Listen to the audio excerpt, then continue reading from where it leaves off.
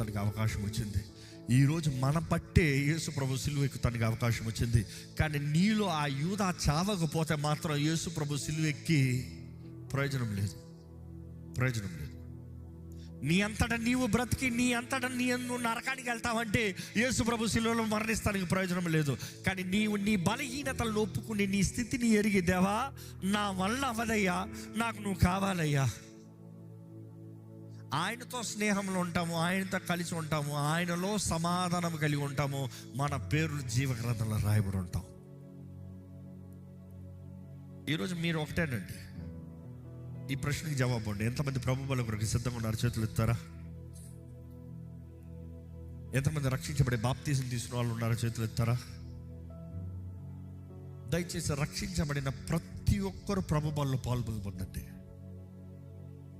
ఈ వాక్యం అంటే ఎవరికైనా నేను సరిలేనేమో, నేను యూదాలా ఉన్నాను, నేను సరిలేకుండా ప్రభు బలలో పాల్పొందకూడదు, ఎందుకంటే అజాగ్రత్తగా పొందేవాడు శాపగ్రస్తుడు, అబ్బా నాకు శాపం వద్దు అంటావేమో. కానీ ఒక మాట ఎప్పుడు చెప్తాను, అపవాది ఒక విశ్వాసి జీవితంలో చేయగలిగింది అంతా ఏంటి తెలుసా? He will make sure that you will not be a part of this. ఎందుకు? అజాగ్రత్తగా చేస్తే శాపము, జాగ్రత్తగా చేస్తే ఏంటి తెలుసా? శక్తి. యేసు ప్రభు అంటాడు, ఇది మీకు శక్తి. This is power. You want power? What you mean శక్తి? పరిశుద్ధాత్మ శక్తి. ఏంటి పరిశుద్ధాత్మ శక్తి? ఎలా? ఇది తీసుకుంటే పరిశుద్ధ? నో.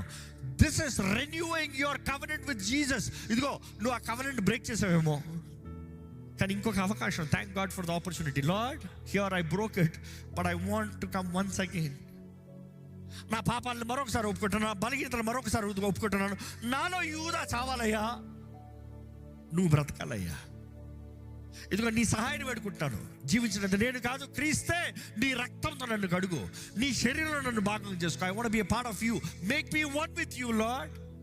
అడిగి మన పాపాలు ఒప్పుకుని ఆయన నిబంధనలోకి మనం పాలు పొందితే no devil can touch you.